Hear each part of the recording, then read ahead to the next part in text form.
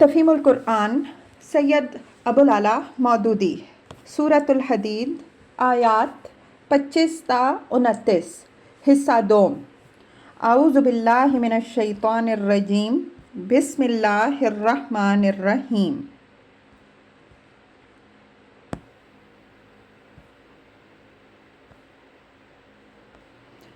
ثم کفینا علی آثارہم برسلنا، ان کے بعد ہم نے پے در پے اپنے رسول بھیجے۔ وَقَفَّيْنَا بِعِيسَى ابْنِ مَرْيَمَ وَآتَيْنَاهُ الْإِنْجِيلَ، اور ان سب کے بعد عیسیٰ ابن مریم علیہ السلام کو مبعوث کیا اور اس کو انجیل عطا کی۔ وَجَعَلْنَا فِي قُلُوبِ الَّذِينَ اتَّبَعُوهُ رَأْفَةً وَرَحْمَةً، اور جن لوگوں نے اس کی پیروی اختیار کی ان کے دلوں میں ہم نے ترس اور رحم ڈال دیا۔ تفسیر۔ اصل الفاظ ہیں رافت اور رحمت۔ یہ دونوں لفظ قریب قریب ہم معنی ہیں، مگر جب یہ ایک ساتھ بولے جاتے ہیں تو رافت سے مراد رقیق القلبی ہوتی ہے، جو کسی کو تکلیف و مصیبت میں دیکھ کر ایک شخص کے دل میں پیدا ہو، اور رحمت سے مراد وہ جذبہ ہوتا ہے جس کے تحت وہ اس کی مدد کی کوشش کرے۔ حضرت عیسیٰ علیہ السلام چونکہ نہایت رقیق القلب اور خلق خدا کے لیے رحیم و شفیق تھے، اس لیے ان کی سیرت کا یہ اثر ان کے پیرووں میں سرایت کر گیا کہ وہ اللہ کے بندوں پر ترس کھاتے تھے اور ہمدردی کے ساتھ ان کی خدمت کرتے تھے۔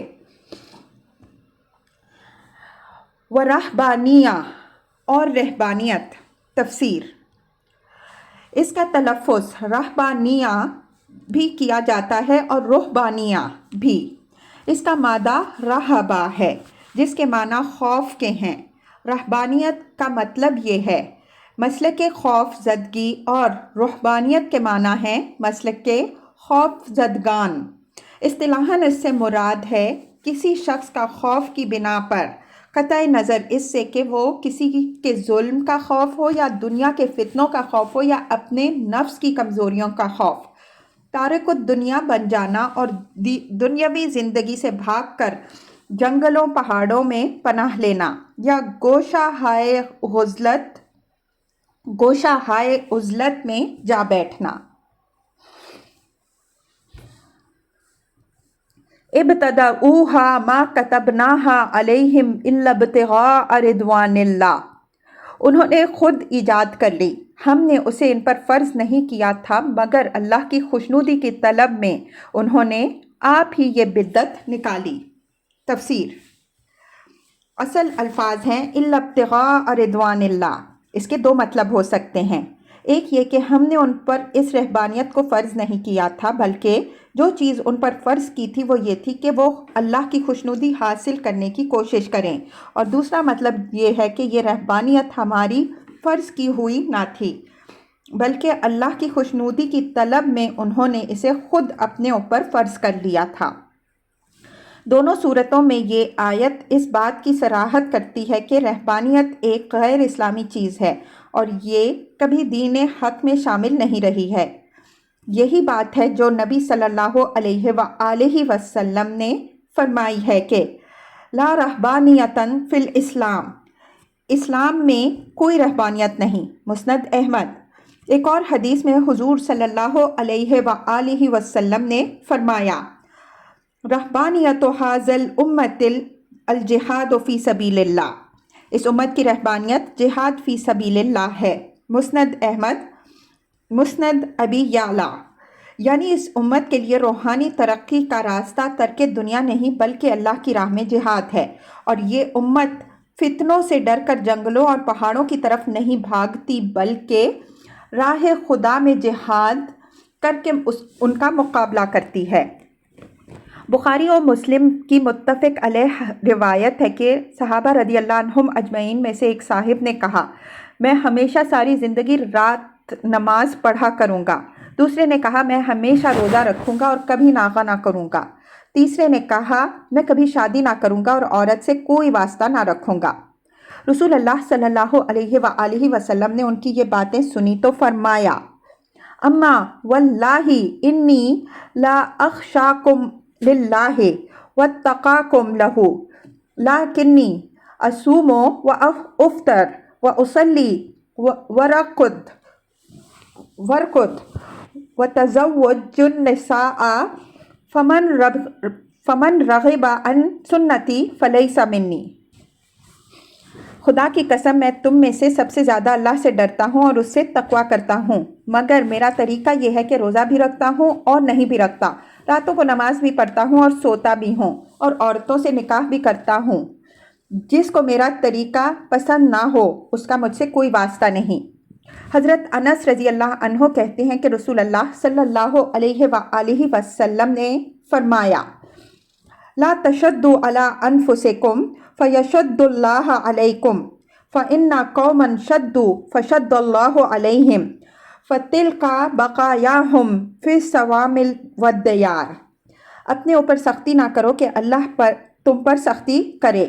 ایک گروہ نے یہی تشدد اختیار کیا تو اللہ نے بھی پھر اسے سخت پکڑا، دیکھ لو وہ ان کے بقایا راہب خانوں اور کنیسوں میں موجود ہیں۔ فما رعوها حق رعایتها، اور پھر اس کی پابندی کرنے کا جو حق تھا اسے ادا نہ کیا۔ تفسیر، یعنی وہ دوہری غلطی میں مبتلا ہو گئے۔ ایک غلطی یہ کہ اپنے اوپر وہ پابندیاں عائد کی جن کا اللہ نے کوئی حکم نہ دیا تھا، اور دوسری غلطی یہ کہ جن پابندیوں کو اپنے نزدیک اللہ کی خوشنودی کا ذریعہ سمجھ کر خود اپنے اوپر عائد کر بیٹھے تھے اس کا حق ادا نہ کیا، اور وہ حرکتیں کی جن سے اللہ کی خوشنودی کے بجائے الٹا اس کا غضب مول لے بیٹھے۔ اس مقام کو پوری طرح سمجھنے کے لیے ایک نظر مسیحی رہبانیت کی تاریخ پر ڈال لینی چاہیے۔ حضرت عیسیٰ علیہ السلام کے بعد 200 سال تک عیسائی کلیسا رہبانیت سے ناآشنا تھے، مگر ابتدا ہی سے مسیحیت میں اس کے جراثیم پائے جاتے تھے، اور وہ تخیلات اس کے اندر موجود تھے جو اس چیز کو جنم دیتے ہیں۔ ترک و تجرید کو اخلاقی آئیڈیل قرار دینا اور درویشانہ زندگی کو شادی بیاہ اور دنیاوی کاروبار کی زندگی کے مقابلہ میں اعلیٰ و افضل سمجھنا ہی رہبانیت کی بنیاد ہے، اور یہ دونوں چیزیں مسیحیت میں ابتدا سے موجود تھیں۔ خصوصیت کے ساتھ تجرد کو تقدس کا ہم معنی سمجھنے کی وجہ سے کلیسا میں مذہبی خدمات انجام دینے والوں کے لیے یہ بات ناپسندیدہ خیال کی جاتی تھی کہ وہ شادی کریں، بال بچوں والے ہوں اور خانہ داری کے بکھیڑوں میں پڑیں۔ اسی چیز نے 3 صدی تک پہنچتے پہنچتے ایک فتنے کی شکل اختیار کر لی، اور رہبانیت ایک وبا کی طرح مسیحیت میں پھیلنی شروع ہو گئی۔ تاریخی طور پر اس کے 3 بڑے اسباب تھے۔ ایک یہ کہ قدیم مشرق سوسائٹی میں شہوانیت، بد کرداری اور دنیا پرستی جس شدت کے ساتھ پھیلی ہوئی تھی اس کو توڑ کرنے کے لیے عیسائی علماء نے اعتدال کی راہ اختیار کرنے کے بجائے انتہا پسندی کی راہ اختیار کی۔ انہوں نے عفت پر اتنا زور دیا کہ عورت اور مرد کا تعلق بجائے خود نجس قرار پا گیا، خواہ وہ نکاح ہی کی صورت میں ہو۔ انہوں نے دنیا پرستی کے خلاف اتنی شدت برتی کہ آخر کار ایک دیندار آدمی کے لیے سرے سے کسی قسم کی املاک رکھنا ہی گناہ بن گیا، اور اخلاق کا معیار یہ ہو گیا کہ آدمی بالکل مفلس اور ہر لحاظ سے تارک الدنیا ہو۔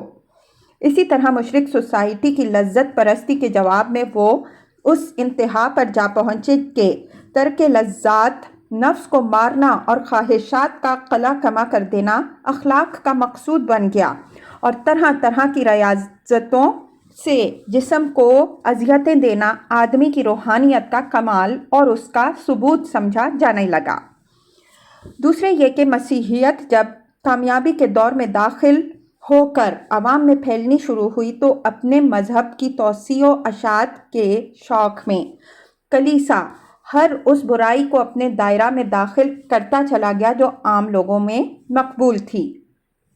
اولیاء پرستی نے قدیم معبودوں کی جگہ لے لی۔ ہورس اور آئسس کے مجسموں کی جگہ مسیح علیہ السلام اور مریم علیہ السلام کے بت پوجے جانے لگے۔ سیٹرنیلیا کی جگہ کرسمس کا تہوار منایا جانے لگا۔ قدیم زمانے کے تعویذ، گنڈے، عملیات، فال گیری و غیب گوئی، جن بھوت بھگانے کے عمل سب عیسائی درویشوں نے شروع کر دیے۔ اسی طرح چونکہ عوام اس شخص کو خدا رسیدہ سمجھتے تھے جو گندا اور ننگا ہو اور کسی بھٹ یا کھو میں رہے۔ اس لیے عیسائی کلیسا میں ولایت کا یہی تصور مقبول ہو گیا اور ایسے ہی لوگوں کی کرامتوں کے قصے سے عیسائیوں کے ہاں تذکرۃ الاولیاء قسم کی کتابیں لبریز ہو گئیں۔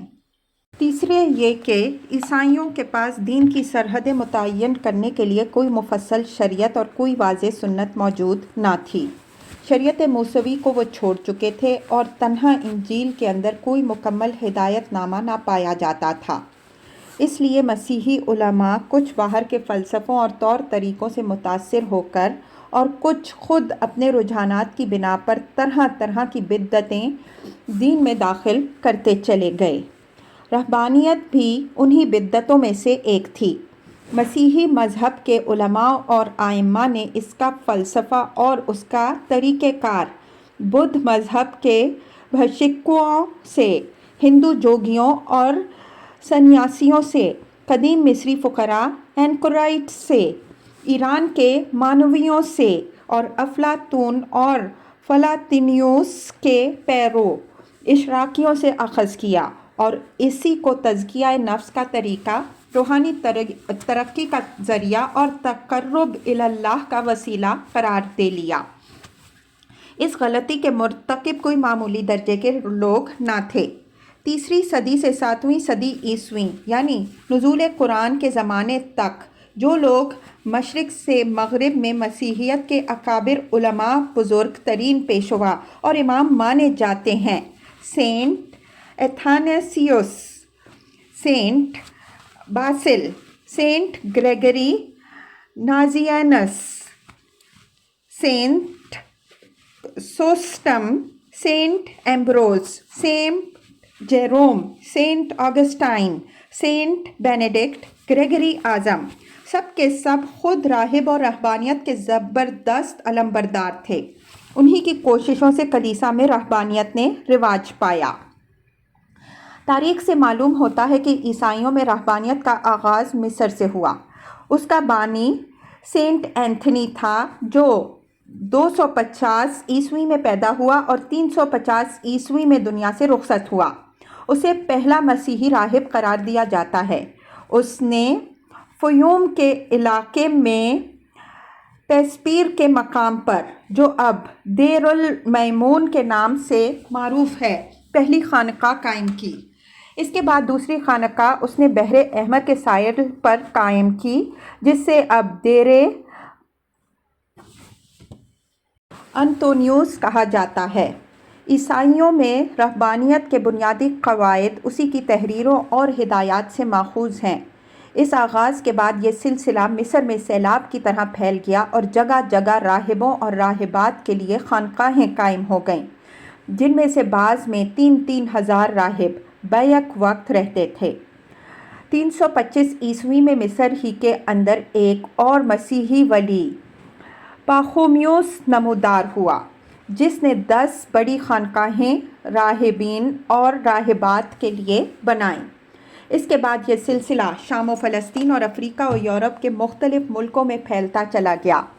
کلیسائی نظام کو اول اس رہبانیت کے معاملے میں سخت الجھن سے سابقہ پیش آیا، کیونکہ وہ ترک دنیا اور تجرد اور غریبی و مفلسی کو روحانی زندگی کا آئیڈیل تو سمجھتا تھا، مگر راہبوں کی طرح شادی بیاہ اور اولاد پیدا کرنے اور ملکیت رکھنے کو گناہ بھی نہ ٹھہرا سکتا تھا۔ بالآخر سینٹ اتھانیوسوس متوفی 373 عیسوی، سینٹ باسل متوفی 379 عیسوی، سینٹ آگسٹین متوفی 430 عیسوی اور گریگری اعظم متوفی 609 عیسوی جیسے لوگوں کے اثر سے رہبانیت کے بہت سے قواعد چرچ کے نظام میں باقاعدہ داخل ہو گئے۔ اس راہبانہ بدعت کی چند خصوصیات تھیں جنہیں ہم اختصار کے ساتھ بیان کرتے ہیں۔ نمبر 1، سخت ریاضتوں اور نت نئے طریقوں سے اپنے جسم کو اذیتیں دینا۔ اس معاملے میں ہر راہب دوسرے پر سبقت لے جانے کی کوشش کرتا تھا۔ عیسائی اولیاء کے تذکروں میں ان لوگوں کے جو کمالات بیان کیے گئے ہیں وہ کچھ اس قسم کے ہیں۔ اسکندریہ کا سینٹ مکاریوس ہر وقت اپنے جسم پر 80 پاؤنڈ کا بوجھ اٹھائے رکھتا تھا۔ 6 مہینے تک وہ ایک دلدل میں سوتا رہا اور زہریلی مکھیاں اس کے برہنہ جسم کو کاٹتی رہیں۔ اس کے مرید سینٹ یوسیبیوس نے پیر سے بھی بڑھ کر ریاضت کی۔ وہ 150 پاؤنڈ کا وزن اٹھائے پھرتا تھا اور 3 سال تک ایک خشک کنویں میں پڑا رہا۔ سینٹ سابیوس صرف وہ مکئی کھاتا تھا جو مہینہ بھر پانی میں بھیگ کر بدبودار ہو جاتی تھی۔ سینٹ بیساریون 40 دن تک خاردار جھاڑیوں میں پڑا رہا اور 40 سال تک اس نے زمین کو پیٹھ نہیں لگائی۔ سینٹ پاخومیوس نے 15 سال اور ایک روایت کے مطابق 50 سال زمین کو پیٹھ لگائے بغیر گزار دی۔ ایک ولی سینٹ جان 3 سال تک عبادت میں کھڑا رہا۔ اس پوری مدت میں وہ نہ کبھی بیٹھا نہ لیٹا، آرام کے لیے بس ایک چٹان کا سہارا لے لیتا تھا اور اس کی غذا صرف وہ تبرک تھا جو ہر اتوار کو اس کے لیے لایا جاتا تھا۔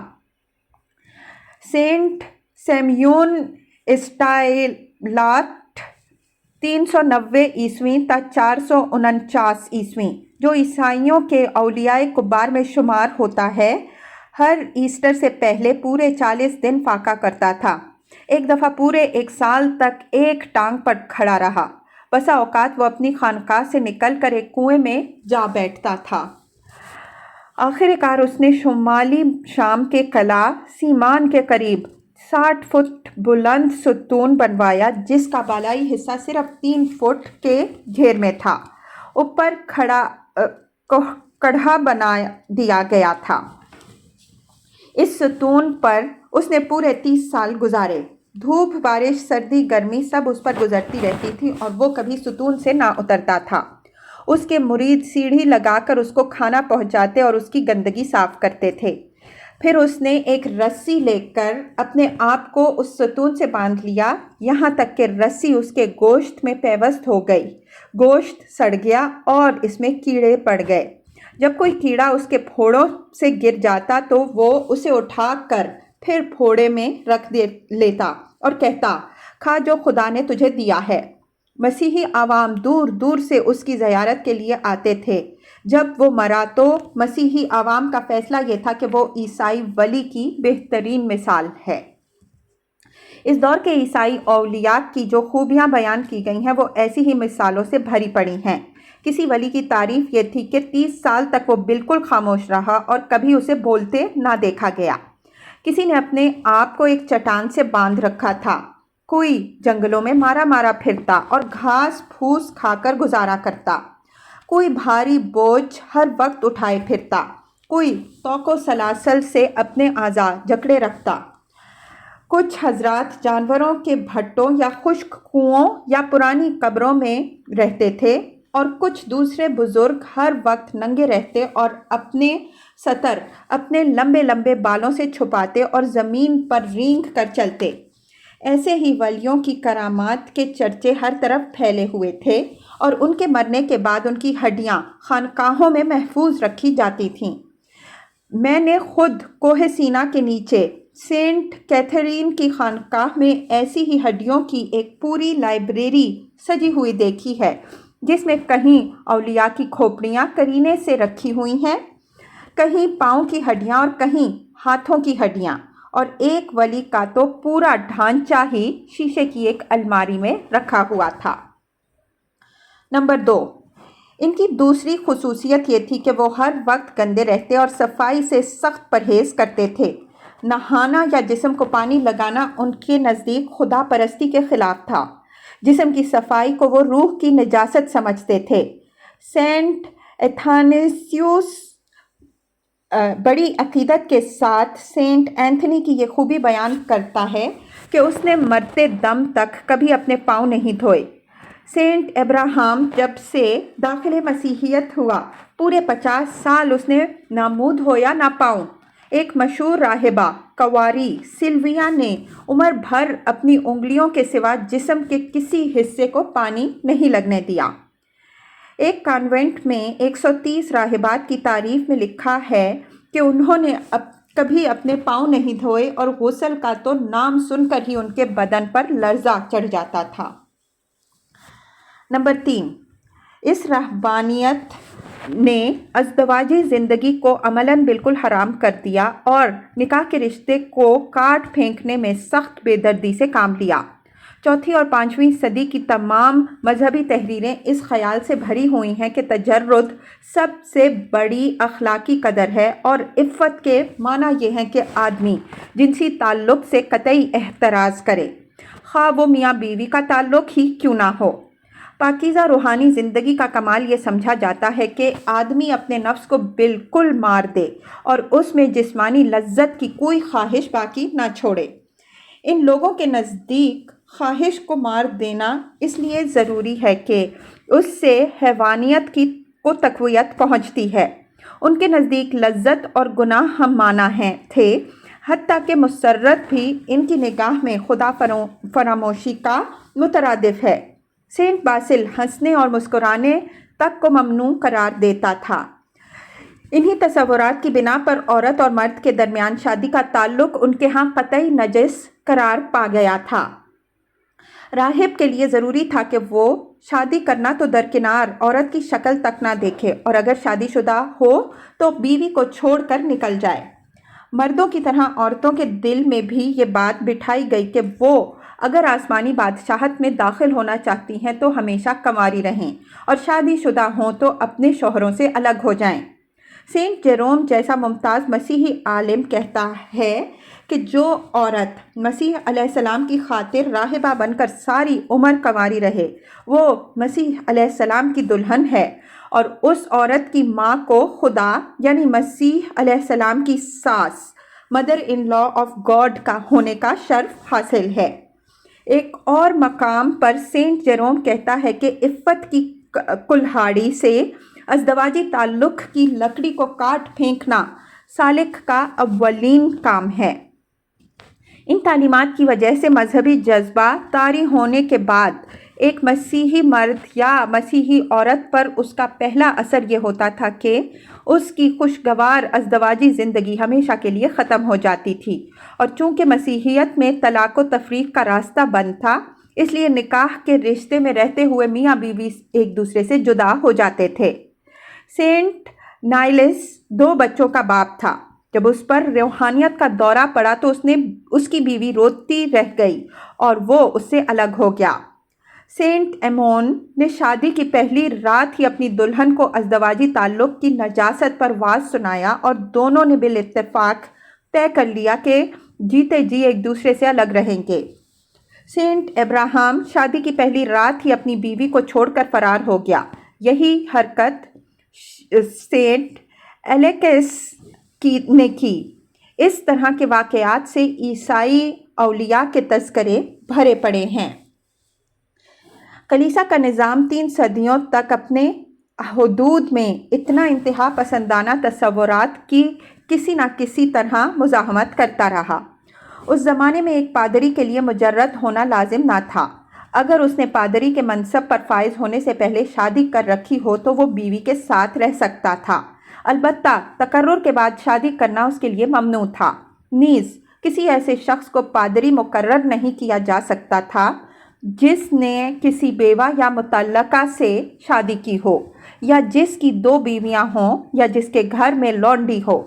رفتہ رفتہ 4 صدی میں یہ خیال پوری طرح زور پکڑ گیا کہ جو شخص کلیسا میں مذہبی خدمات انجام دیتا ہو اس کے لیے شادی شدہ ہونا بڑی گھناؤنی بات ہے۔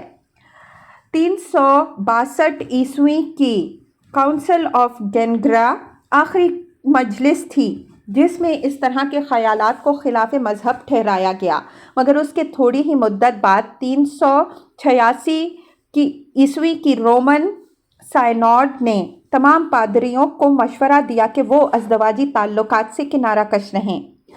دوسرے سال پوپ سیریسیس نے حکم دیا کہ جو پادری شادی کرے یا شادی شدہ ہونے کی صورت میں اپنی بیوی سے تعلق رکھے اس کو منصب سے معزول کر دیا جائے۔ سینٹ جیروم، سینٹ ایمبروز اور سینٹ آگسٹین جیسے اکابر علماء نے بڑے زور شور اس فیصلے کی حمایت کی۔ اور تھوڑی سی مزاحمت کے بعد مغربی کلیسا میں یہ پوری شدت کے ساتھ نافذ ہو گیا۔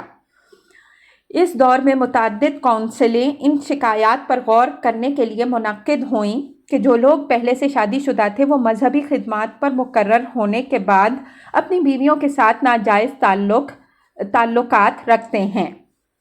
آخر کار ان کی اصلاح کے لیے یہ قواعد بنائے گئے کہ وہ کھلے مقامات پر سوئیں، اپنی بیویوں سے کبھی علیحدگی میں نہ ملیں اور ان کی ملاقات کے وقت کم از کم 2 آدمی موجود ہوں۔ سینٹ گریگری ایک پادری کی تعریف میں لکھتا ہے کہ 40 سال تک وہ اپنی بیوی سے الگ رہا، حتیٰ کہ مرتے وقت جب اس کی بیوی اس کے قریب گئی تو اس نے کہا، عورت دور ہٹ جا۔